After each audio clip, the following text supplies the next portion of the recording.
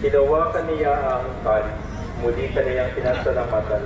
Inabot niya ang kalis sa kay mga nagalang tanggapin yung lalito at pinili. Ito ang kalis na namin ko, na bago ang balang ng laglipan, ang aming ringgul para sa inyo ang pangasalaan. Sa pagkakatawan ng mga kasalaan, so ito sa kasalaan ng isa.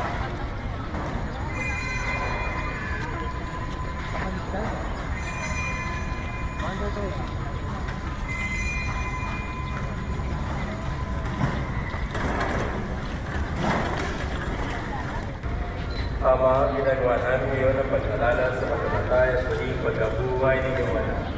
Kaya niniaalay namin sa iyo ang pinapinagbibigay buhay sa kahit nakakalong na kaligtasan. Kami nagpapasalamat, may naraman